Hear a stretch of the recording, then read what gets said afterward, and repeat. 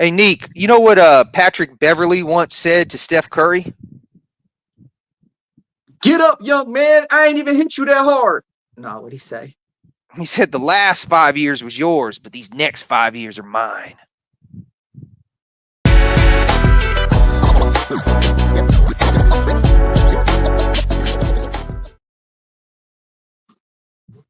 That's crazy. What's So up, we just y'all? starting off the lives. I guess it's not a lie if you truly believe it. I mean, hey, it was a fact. The last 5 years was his. So maybe it's a half truth. I don't know. What's up, y'all? We are the HoopStorians. We are back and worse than ever. I'm Tony Styles. That's my man, Unique, that way. Um, Let's get into it's April 10th, 2024. Let's get into this day in NBA history. April 10th, 1986, in a game against New Jersey, Atlanta's Dominique Wilkins made 21 field goals, scoring a total of 57 points in the Hawks' 126-117 victory. Wilkins also won the NBA scoring title that year, finishing with a 30.3 average, ending Utah's Adrian Dantley's and Denver's Alex English's reign over the scoring titles. Where do you got Neek ranked all time? And tell me about how you felt about him as a kid growing up watching him. Ooh, so all time, he's probably like 25 for me all time. He's somewhere in like, the top 30, maybe like even the top 20 for me. But right now, off the top of my head, I'm thinking like 25. Now, as far as a kid, maybe top 20. Anyway, as a kid though, how did I feel watching him as a kid? First of all, I watched his dunk contests multiple times growing up. You feel me? I was never the type of person that was ever going to be able to dunk like him with the type of power or period. But just Well, not with watching, that attitude, you weren't. but I wanted to dunk. You feel me? Don't get it twisted. I was getting up. You feel me? I probably could have eventually got there, but as far as you know, the power, I probably wouldn't have been able to be a power dunker like him. You feel me? I felt like Meek growing up was just mad style. You feel me? He seemed almost like Dr. J-ish to me, but with a mix of like Daryl Dawkins almost. He was like a Daryl Dawkins, Dr. J kind of combo, in my opinion. He was walking swag. You feel me? Like he was the type of dude that was exciting for me to watch. Like I just everything about him, from how he played on the court and how he dunked the ball Can we talk about how nasty his high top fade was? with Isn't the he up in the curls on handles? top of that. You I feel me? know. That's what I'm saying. He had the fade, he had the curl, he had the part. You feel me? He had a lot going Yeah, on yeah, with the that line. back. He had the nice line up front. You know what I mean? Like he had that Like little I said, line in it too. he was walking swag. That's really what he was. He was 80s, early 90s, mid 90s swag. Nope, that So yeah. was this day in NBA history.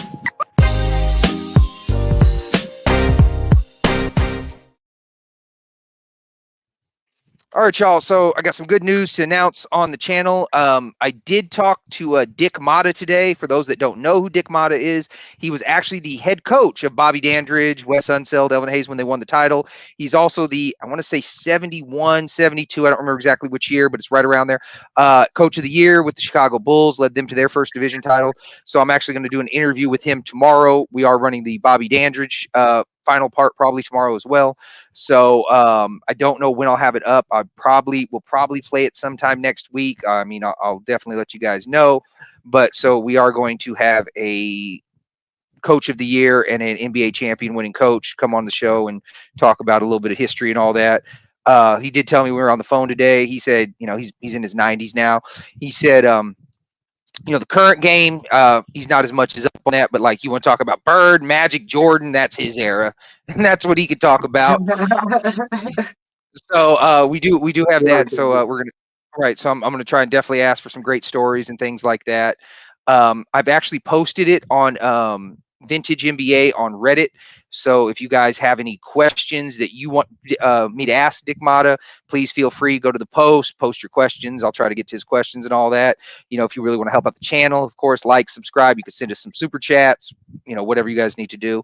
You got anything you want to say, or you want to get into the Bobby Dandridge interview, or do you want to talk about Dick Motta a little bit? What you want to talk about before we? You just want to get into the interview? What you want to do? Yeah, we can get into the interview. You feel me? We still have time for Mr. Mata. So yeah, let's get into the interview. Show some respect to our Hall of Famer that, we got to Yes. speak to. So, like I said, much apologies to you, Mr. Dandridge. I didn't say Hall of Famer, but I will make sure that I always say that now. We will continue with part 2 of our interview with Hall of Fame legend Bobby Dandridge. I think this is where we're at in the interview when we left off. Here we go. And say, "Hey, Big O, how you doing?" Oh, that was taboo. They had to invite you into the fraternity. How and many? it How had many? nothing to do with dollars. It was about Play. respect and credibility. Exactly. And have you paid your dues yet? And when I look back, I look at a guy like Bob Pettitt. When I see him now, I call him Mr. Pettitt. I call him Mr. I call him Mr. Pettitt. I call you Mr. Yeah. Dandridge. Exactly. And it was a guy that I had taken for granted. I took for years Dolph Shades as being a great player. And one year I read his stats. I said, this guy's unbelievable. And the final acknowledgement for Dolph Shades was one day I asked the Big O, because Oscar and I are friends. I said, what kind of player, casually, I said, what kind of player was Dolph Shades? And Oscar said he was a great player. And anytime you can get the okay from the Big O, then you know that this guy was a great player. Well, I want to let you know, Mr. Dandridge, since you and Oscar are friends, if you could let him know, I called him. I spoke to his daughter. She was very lovely to me and gracious. She gave me his email. Let him know I've emailed him. Love to have him on the show. He hasn't got back to me. I understand Good if he's luck. busy. I bet. I bet. What you got for him, Neek? All right. So, given the fact that you were such a competitive person, being aligned with all of these great players and everything like that, it makes me wonder, for one, did you guys have any inter team competitions going on? Was there any internal conflicts that was going on? You don't necessarily have to speak on who, but I'm just curious. When you're around such great players, I know it can motivate you to want to do better, but was there ever any rivalries? I mean, every day in practice, it was a rivalry because, during that time, if you got hurt, there was a guy sitting on the bench that was waiting to take your place. He was eager to take your place. And if you got knocked down in practice, nobody was going to pick you up. And the most competitive days was that if you lost like 6 or 7 games in a row, somewhere within the next couple of days, there was going to be some fights going on in practices because nobody wanted to lose. And I remember the Wizards had lost maybe 16 or 17 games in a row, and I'm sitting at the game with the owner, and Mr. Laona said something about, well, Bobby, how would y'all act if y'all had lost 16 and 17 in a row? I said, we'd be fighting every day and pointing fingers at each other, not in a demeaning way, but look, calling everybody out. Look, man, you threw away a couple of passes going down the stretch there. And it was that win, it was that desire to win. And it's interesting that when you went to training camp, you never thought, oh, we here to make the playoffs. No. You never went. We trying to win the championship. I know there were fewer teams, but there was never the thought of, oh, let me just be the fifth team in the playoffs. No. Mr. Dandridge, win the championship. Mr. Dandridge, my pushback when anybody ever tries to discredit older eras with less teams, I say, well, then that just means the teams were deeper. Think about it like this. If we contracted 30 teams right now to 15 teams, imagine how deep every team is. Oh, yeah. Oh yeah. I mean, and like practices were competitive, and I can remember sometime the Big O would ask to be on the second team so that he could like expose any defensive liabilities that Kareem had. I mean, Oscar would take the backup center to Kareem and make him look like all pro that day. What? Wait, I'm confused. Kareem had defensive liabilities, especially Milwaukee Bucks. Kareem.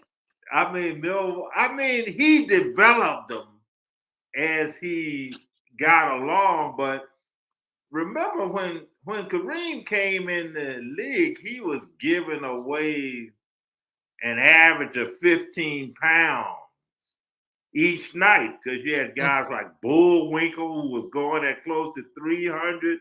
Bob Lanier was at 275. Wilk was at 275. Wilk might have been 300. You had Walt Bellamy. You had Wes Nate Thurman. Unseld.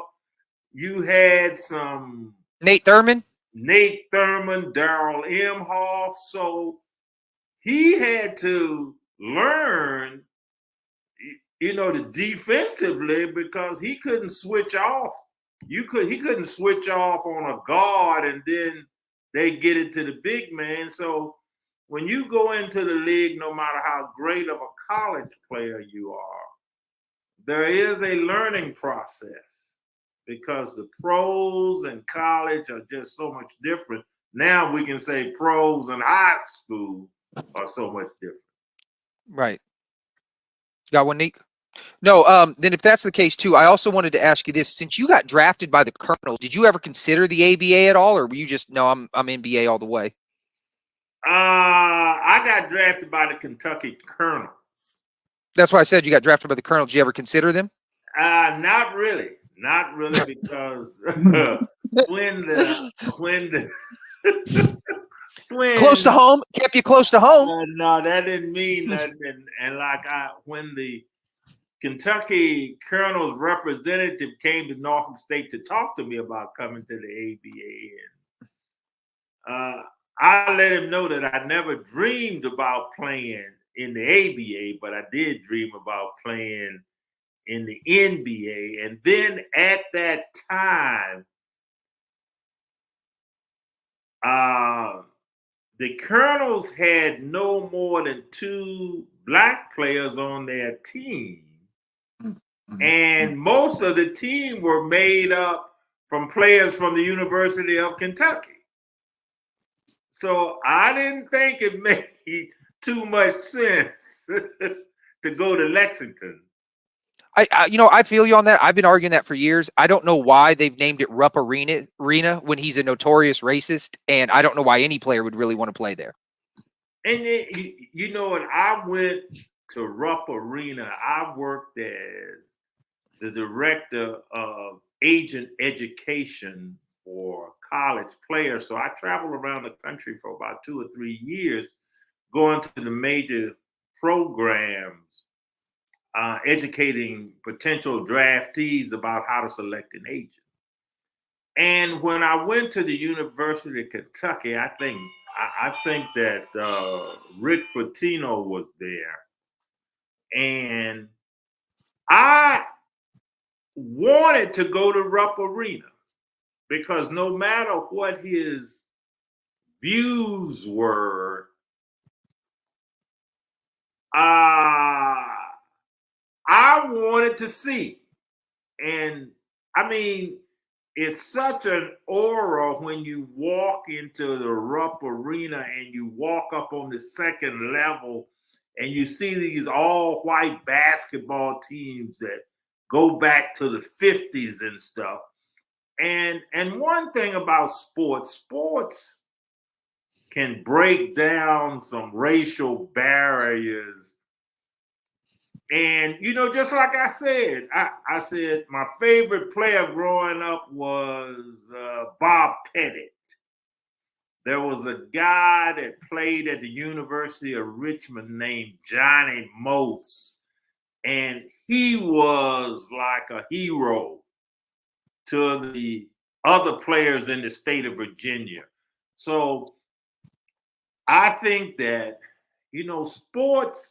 sports and entertainment break down a whole lot of racial barriers. And sometimes I say that athletes and people in the arts and museum and the music industry would be great politicians because there's a sense of humanity among us. There's a sense of malice that leaves you when you're playing on a sports team because everybody comes together as one. And it's interesting because me leaving Norfolk State, going to Wisconsin, I'd never been around that many white folks a day in my life. But now Milwaukee is one of my favorite places to go back to. I mean, because the population is people are just so nice, but I really enjoyed the memories of Rupp Arena, and I know what type of history the man had, but we all lived in that era where, that was what was going on.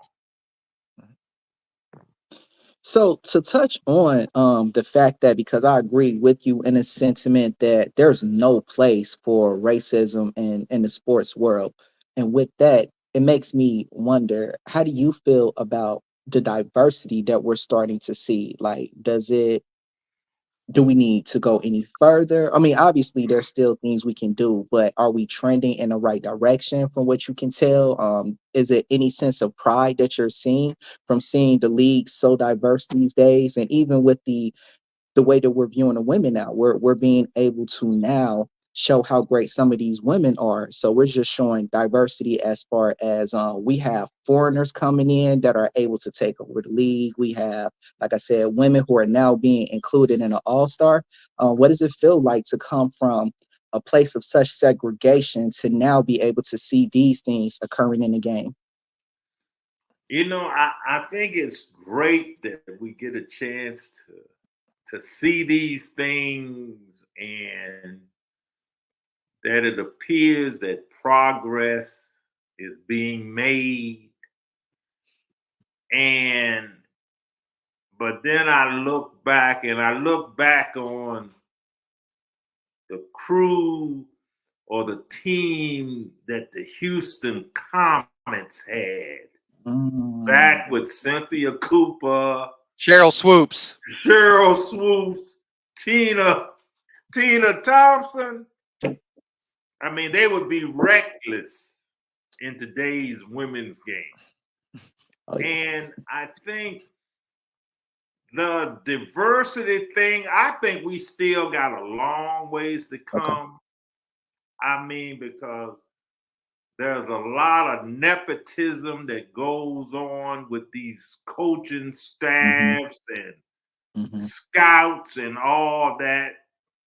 It's still the meat of this thing. Diversity is there, but we shouldn't be still fighting diversity in today's world. But sports is just a cosmic view of what the world really is.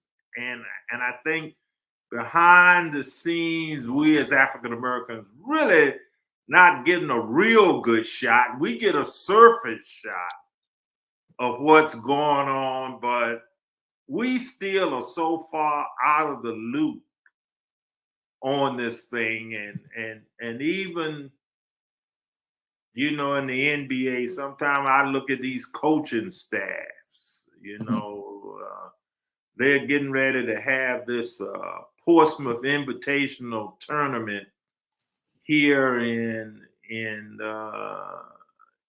Portsmouth, Virginia, which is like a pre-draft camp where college players come in and show off their wares to pro scouts. And I mean, you may have 50 pro scouts here, but probably probably only 8 of them are going to be African American.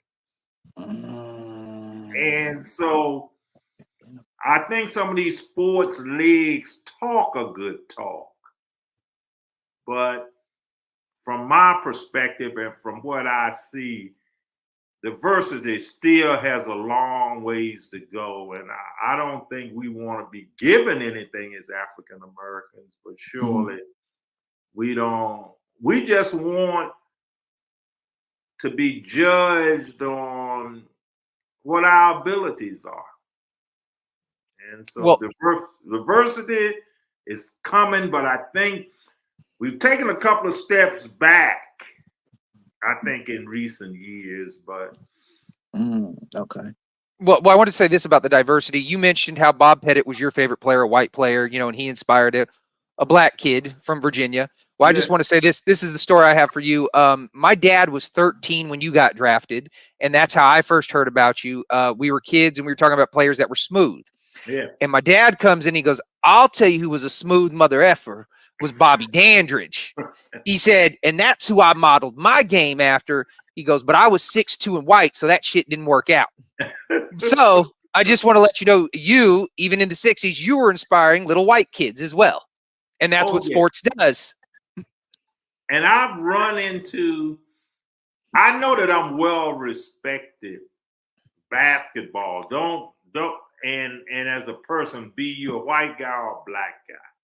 And that's what we talked about, athletics and people in the arts sort of transcend what the everyday person looks like or how they think and stuff. And, like I said, when it comes to athletics, music, entertainment, I wish the whole world could have that sense of humanity. Well, actually, we make music. Yeah. Yeah, and then we do stand. I've done stand up as well. Yeah, we do a bunch of performing arts things. So maybe that's why we're in that space. Well, it's a good space to be in. Mm-hmm. I have a question for you. This is another question because I definitely want to ask you this one. I want to talk about the series with the 72 Lakers. They were considered the greatest team of all time for a very long time. You guys blew them out in game 1. You guys lost game 2 by 1 point. You guys lost game 3 by 3 points. You blew them out by 26 in game 4, and then the rails kind of fell off. A lot of people felt you should have swept that series. They felt you guys were clearly the better team through 4 games. Can I ask what happened? What turned in that series? Well, I mean, the teams were really evenly matched.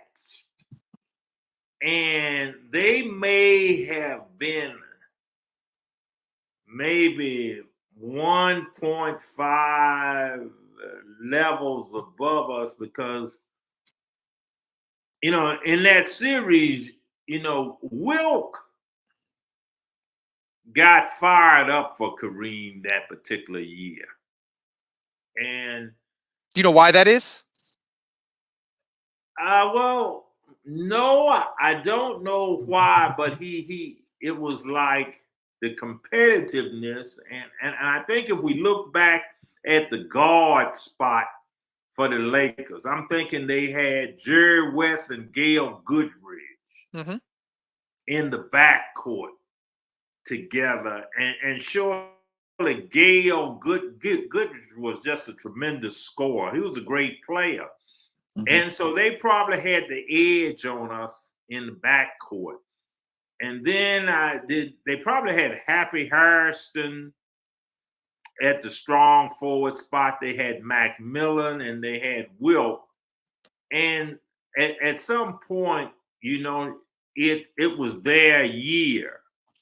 I think they came in, was that the year they came into Milwaukee and we broke their winning streak too? Earlier in the year. Well, that was just LA's year because during that time, I don't think there were no back-to-back champions in the league during the 70s. I think maybe the Knicks won, and then the next year the Bucks won, and then the Knicks came back and won again. Then the Lakers won, and then the Celtics won. I can break it down. I can break it down for you if you want it really quick. 70 was the Knicks, 71 was the Bucks, 72 was the Lakers, 73 was the Knicks, 74 was the Celtics, 75 was the Warriors, 76 was the Celtics, 77 was the Blazers, 78 was you guys, the Bullets, 79 was the Sonics. And if you'd like, I could tell you how many games they won and who lost as well. I mean, if you want to show how. No, I just want. Your stats is not a game with this one. Hey, but you know that gives some type of indication of what the league was like during the 70s and the competitiveness, and probably I doubt if there are any more than probably 8, maybe 17. How many teams were in the league during that time? It depends because there's so much expansion. We're talking depending on what year. There's just so much expansion in the 70s. Yeah. I don't. And then we had the 4 ABA teams that came into the league. So it was, and there was a 12. I think we had 12-man squads during that time. There were no 3 guys that just traveled and practiced with the team and got paid. That didn't exist.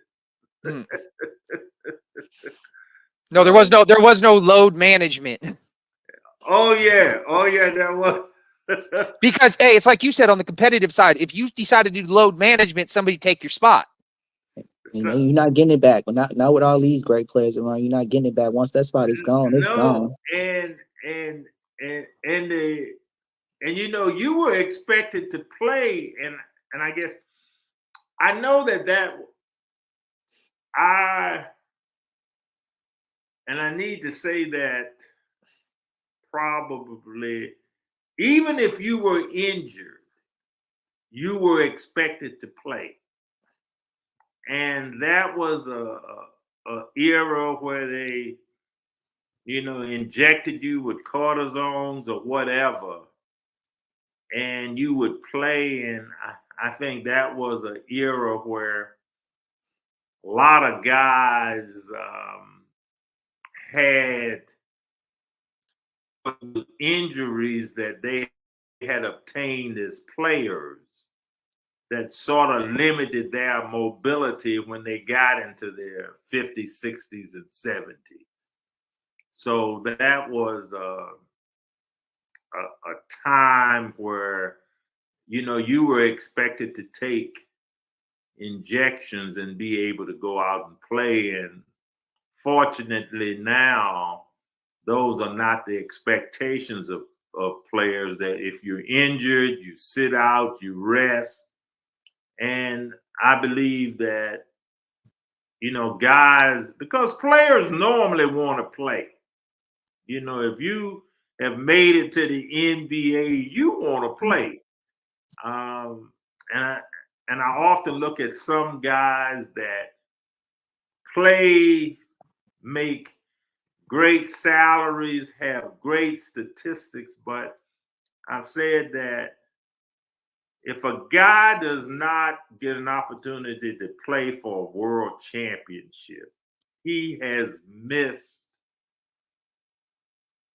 80% of what a professional athlete can experience in this sport. Because I look back sometime and I think about the preparation. I think about the sacrifices that you make when you are playing for a championship. I mean, during the regular season, you got your partners hanging around you and you hanging out with them. But once you get into that world championship and you get to rocking and rolling, you don't have time for your boys. I'll catch y'all this summer.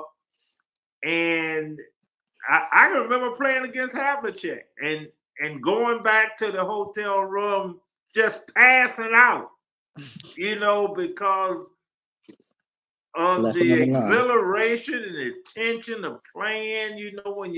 When you got the guard docked for 6-7 games, and then you got to deal with ice. But you go out to Seattle, you got Dennis Johnson, you got a guy named Lonnie Shelton that very few people talk about. Another brother, John Johnson, and you know, you don't have no time for no foolishness if you playing for a world championship. And I just want to say R.I.P. Lonnie Shelton as well. Yeah. If a guy doesn't get a chance to play for a world championship, he has missed out on a whole lot of being in the NBA. So with that, would it be safe to say for you personally, that is the epitome of success in the NBA, winning that championship? The personal accolades aside, no, the championship is what matters most. Yeah. Is that fair? Okay. Mr. Dandridge, I just want to sidebar on that. Bob Pettitt, who we had on last week, that's what he said. He said, Hall of Fame, MVP, all that's nice. Best feeling in the world is winning a title. You know, and I won a title my second year in the league and sort of took it for granted because I thought everybody, if you played 9 or 10 years, you'd be a world champion. But after staying in the league a couple of years, you know, you'd be like, oh, I'm glad I got mine early. Harder than I thought. Yeah.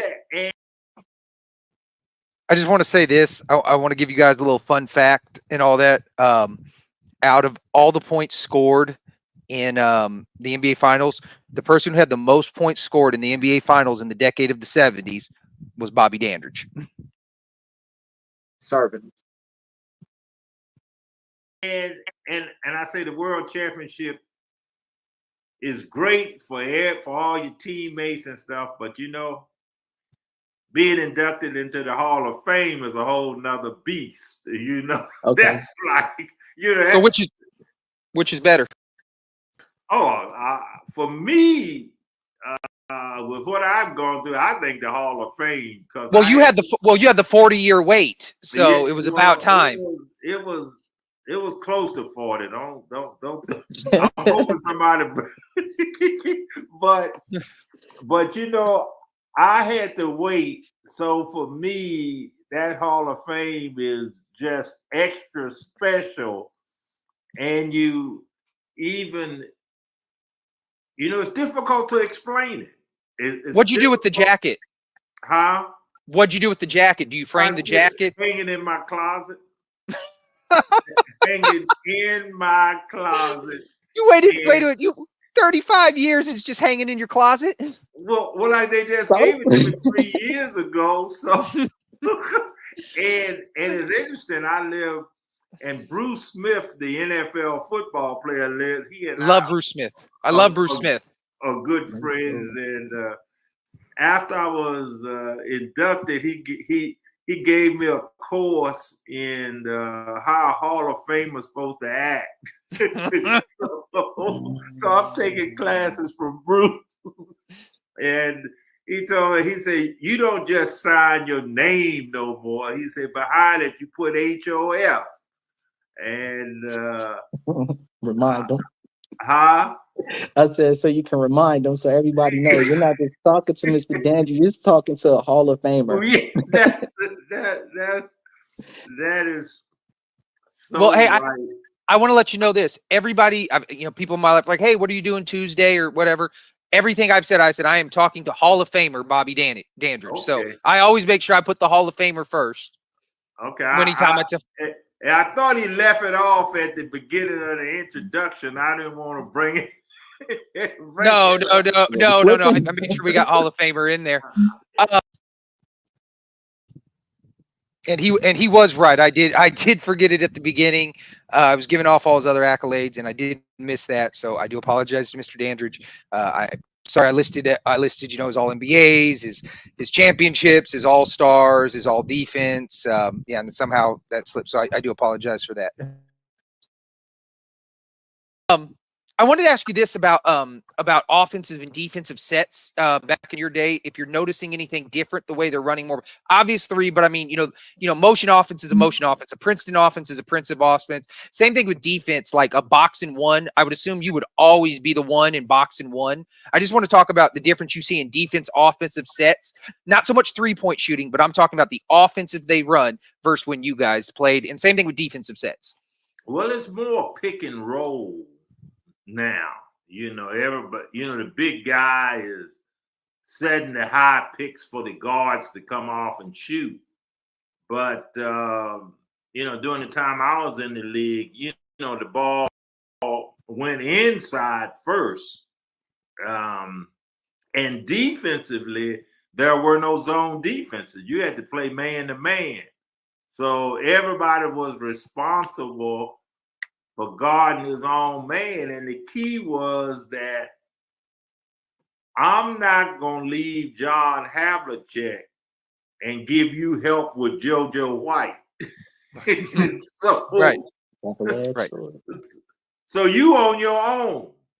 And I think that made for a better defensive player when you are responsible for your own individual guy as compared to looking at these gimmick defenses.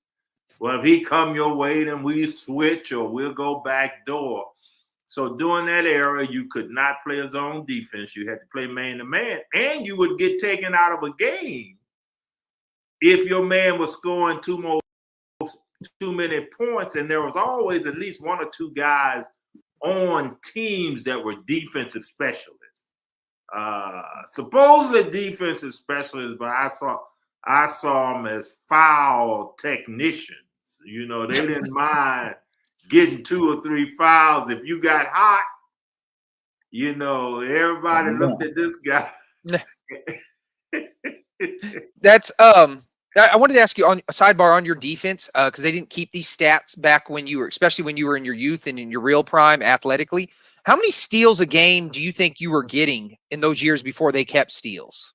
Probably maybe 2 a game overall.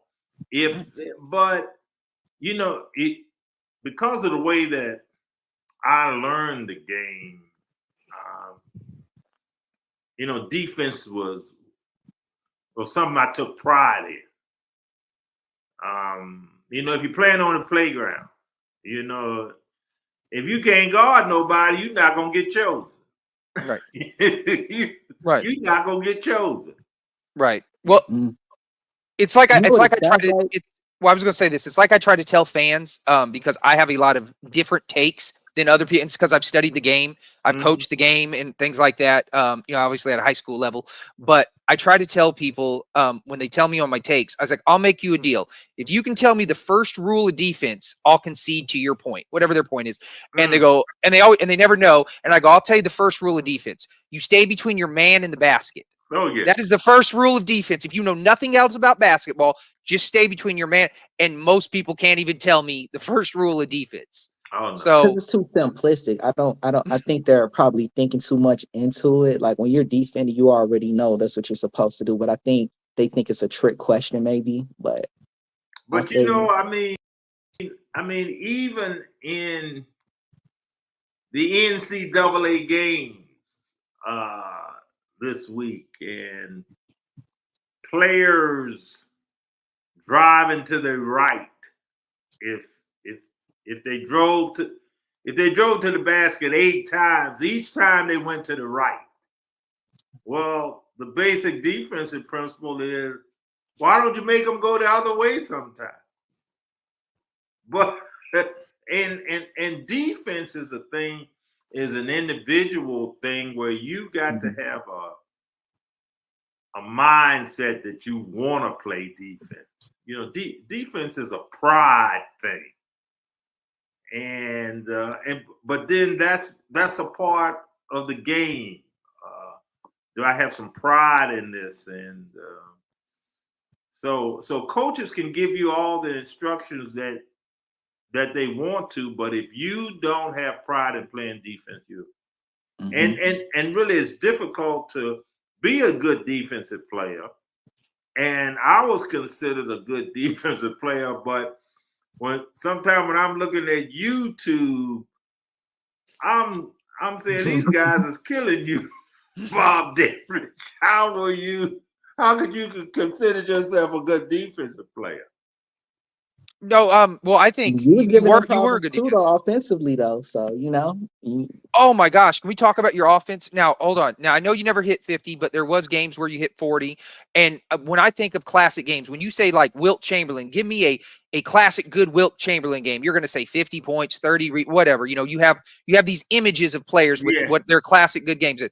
For those that don't know, a classic good Bobby Dandridge game is he's going to get you anywhere from 30 to 40, but he's going to be shooting the ball 75 to 80%. It is insane. Your 40-point game against Sacramento, 40 points in 35 minutes, 17 for 22 from the field, 77%. Let's even talk about your playoff game in Atlanta, game 4, 1979, when you guys won 120-118 in overtime. You dropped 30, what was it, 31 in 34 minutes, but you had 5 fouls. So if you didn't have the foul trouble, you probably would have hit 50 there as well.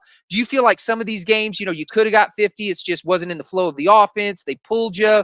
What do you think about your offense? Because I think your offense is very underrated of how efficient you were. Well, you got to remember that in Milwaukee, I'm playing with the Big O and Kareem. Mm-hmm. So if I had a 30-point game, that means I've been working. That's some fast breaks, that's some offensive putbacks, and that means I'm shooting 80% that night. Mm-hmm. I go to Washington. I got the which you guys have an argument for the best front court of all time out of you 3 Hall of Famers in the front court. One of the best front court, and nobody credits that. Oh yeah. No, I've heard it. And go to Washington, I got West, I got Elvin, I got this guy out of Kentucky, Kevin Greavy, who never saw a shot he didn't like. 3-time All-Star Phil Chenier, 20-point a game. So, I mean, my ability to score basically came from being able to play an all-around game. And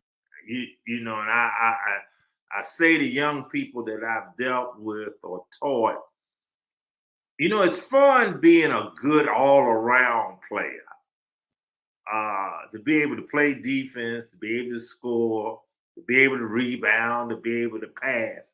It's fun. Because when you talking about averaging 32, 30, that's a lot of work. You put in a lot of work and a lot of energy. And I remember Bill Russell used to joke Sam Jones because he said Sam Jones could have easily averaged 24 points a game. But Sam didn't want to average any more than 19 because at the end of your career, if you typically averaging 24 and you go down to 19, they're going to say your career is over. But if you done average 19 for a career, now go down. Consistency is key. Yeah, you still in the league. And that's the way guys used to position themselves or think because, the money wasn't that great, but you still had the passion of the game and you wanted to stay around. So there's a lot that goes on to this game other than just the physical aspects of it. And you know what, to touch on that, because what it sounded like as I'm listening to you is a few things is what I'm taking away from this. One of the things is accountability. As I'm hearing you speak, what it sounds like is, and I'm not necessarily putting words in your mouth, but what it sounds like to me is that there's a lack of accountability in this particular era. Whereas we look, and it looks like these players are more physically stronger, but they're also appearing to be mentally weaker. Whereas your era, these players we thought to be physically stronger were the ones who were more mentally strong. And it's not to say that they weren't physically strong as well, but is clearly a difference because of what we're seeing the teams do. No one's taking breaks off in your era, whereas now any little thing, and it could have to do with the money, but I also feel as though that somewhat has to do with accountability, where players aren't telling them, hey, you need to come in, you need to guard your man, you need to do this, because there's no fear of losing their spot. The only fear these days is losing their money. Well, I want to say this too. I just want to say this thing too, because when you answer that, I want to touch on this. We see guys like Westbrook getting upset over being called West Brick now. And I wanted to talk about what was some of the things the fans were saying to you when you touch on that as well, compared to what they're doing now. Well, you know, when you're on the court, you are right in that space, so you really don't pay attention to the fans. You you know you don't hear all that, and then into days games with analytics really playing a part, and most of the time we as fans just see analytics as statistics or management dictating certain flows in the game, but analytically, players now use that to their advantage, and you know, just like if a team is playing 3 games in 6 days or 7 days, they may have already thought out, well, you know, do we really need to win all 3 of these games? You know, let's put all our marbles into 2 of them, and the third one we won't worry about. Mm-hmm. And you know, when I played, you wanted to be you wanted to whip everybody so that later down the year they won't even think that they can compete against you. Yep. You know, but so analytics works on both sides of the spectrum. Mm-hmm. But here's what I'm saying. I think you were a hardworking player. I think you're discrediting yourself. And if you watch those Bucks games, you look like you're the hardest working player out there. Okay. But if you look in the way you played, the analytics match up over that. Your VORP solid. You know what I mean? Your defensive box plus minus, your offensive box plus minus. So all the analytics, your PER is pushing 20. All of these the advanced stats matches how you play. Because I am a big stats guy, I'm a big numbers guy, and what I'm saying is that if you are a great player, the numbers will back it up. Oh yeah. Oh, for sure.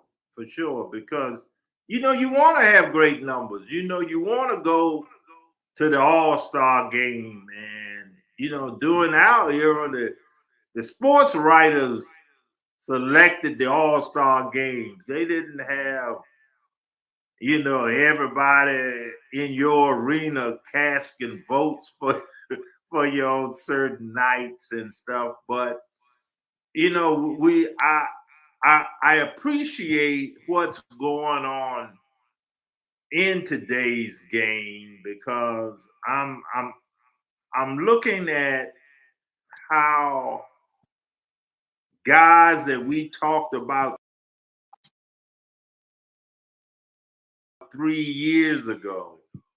It's a whole nother generation of players that have come in over the last 2 years. And I was talking to a friend and I said, well, strangely enough, we haven't heard that much about Giannis this year. And I love Giannis. Well, I think we are going to stop the interview for there today. We are going to have the rest of it tomorrow. Neek, what you got to say about it? A few of his takes. I mean, obviously, I like all of his takes if we're being honest, but I very much like what he was saying in regards to the accountability and just what we're seeing as far as how in his era they were definitely trying to win every game. And, we're breaking down how nowadays they are taking their breaks and, nowadays they're just finding different reasons, the load management, all of that. So I like how, he was letting it be known like that was frowned upon back in my day. Because for me, it's more of a mentality thing. You feel me? It's like, it goes back to the players being stronger mentally back then. But I like the fact that with that type of mentality, it applies to more than just basketball. You feel me? So I like the fact that the whole mindset is no. If you're breathing, if you're able to show up, that's what you're supposed to do, because we are not looking for excuses. We have an agenda. Our agenda is to win. You chasing money all the time is not going to necessarily help us as a team win. That helps you win as a person in the long run in life. But at the same time, if you're playing basketball, your takeaway should be hardware. You feel me? Not, and there's nothing wrong with the financial part, but like it seems like what he was more so saying, without saying it, is we did it for the love and not the money. The money is great. We love the money, and if you're gonna pay us to do this, I appreciate it and I'll take it. But it seemed like he was more so saying we're playing with the sense of pride, and it's not just self pride. It's not I'm the best player because I make the most money. No, it's the my team is the best because we're going to outplay you every single night through injuries. It don't matter because we're strong enough to decide mentally, you know what? We're going to do what needs to be done for the betterment of this team. So I like that very much, what he was saying. Well, to touch on a couple points on that, so like someone like Larry Bird, he once said, talking about taking plays off and things like that. He said, I'm paid for 48 minutes.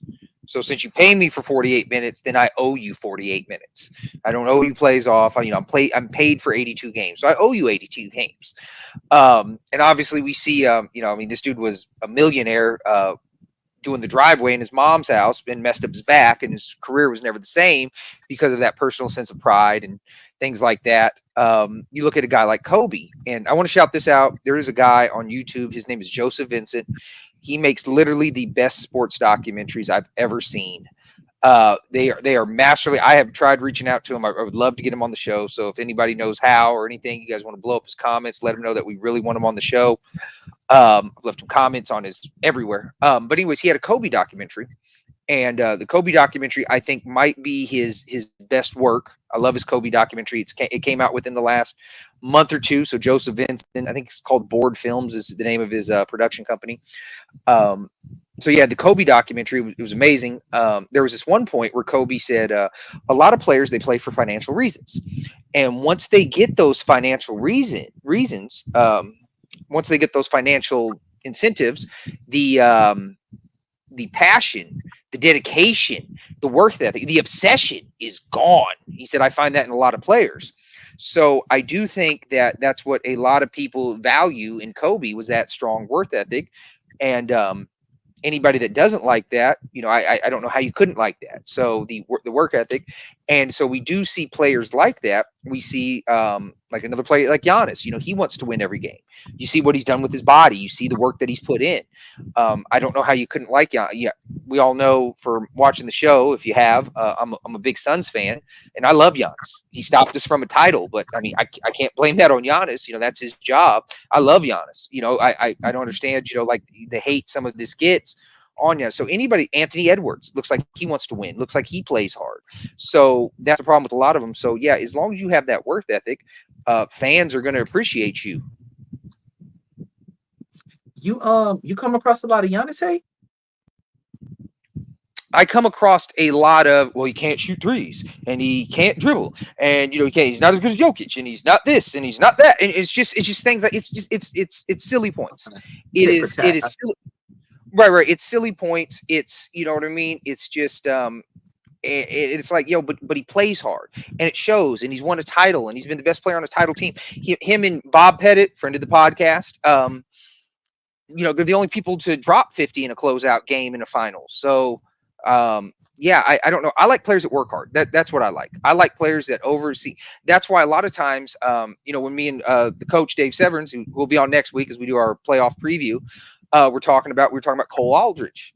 He's like, I love Cole. So do I. We said at the same time, dude's a hard worker. Dude maximizes his ability. He's a bench player. He only played in the league, I don't know what it was, 6 years, 8 years. It wasn't a long career or whatever, but he played hard. And anybody that plays hard, I don't know how you can't like that. And Bobby Dandridge, that's why he's definitely my favorite player from that era. That dude played hard. That dude's a coach's dream. You want him to play defense? Cool, I'll do that. You want him to play? You want him to get rebounds? I'll do that. You want him to score? I'll do that. Guard the best player on the team? I'll do that. And at the end of the day, there was no, and from Bobby D himself, there was no bitching and complaining. It was, what do you need me to do? You don't give me an accolade. Well then I'm not one to complain. I'm just gonna go back and keep doing my work. So that dude is a coach's dream. Someone like that, a hard-working player. Yeah, the mentality was, I'm here, coach. All right, put me where you need me to be.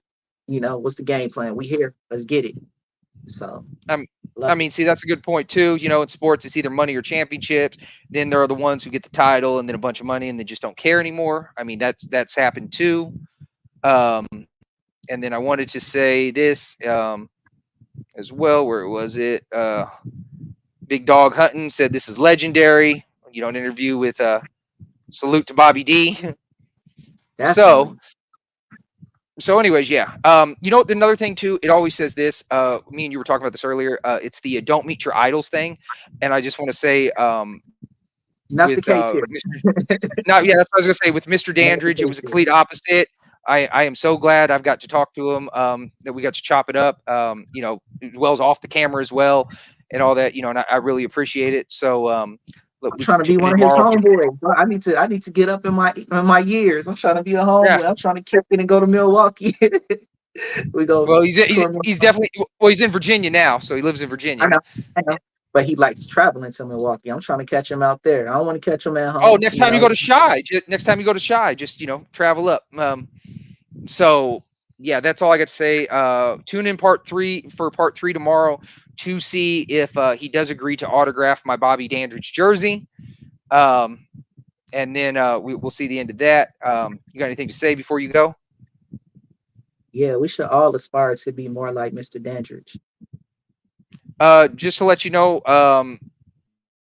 I did try Wilkins. There was no answer, so I'll try again. I'll put it this way: I reach out to so many players every day, so many players, so many coaches, so many executives. I do have. It's not confirmed or anything, but I'm currently in talks right now with Joey Crawford. So I'm trying to get a referee's perspective of the history of the NBA and the type of stuff he sees. So I am in communications with Joey Crawford right now. So I'm trying to bring that to you. We'll see what happens.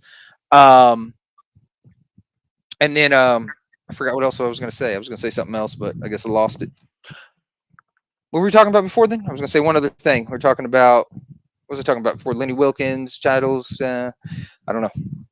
I'm getting old myself. That's probably why I like the history of the. That's probably why I like the history of the. I'm getting gray. I'm getting old. I've aged. So, anyways, yeah. So over here, let's call it. We're going. Let me find this real quick. As we leave, we like to go 0 to 200 real quick. It's finished. Please don't make me laugh with that half-ass gimmick. I'm about to get mine and it's about time. Call us Grindhouse, everybody in a house grind. I'm just doing me, I ain't trying to outshine. Trying to kill my vibe is how you get outlined. I don't do it for the views and the likes, boy. I'm just giving you what I wrote last night, boy. I don't care if it isn't what you like, boy. My flow is fucking awesome, ain't it, white boy? Feeling fly. Gotta love B-Dot. All right, Shaw. Hey, and he asked me the question, and his flow was fucking awesome.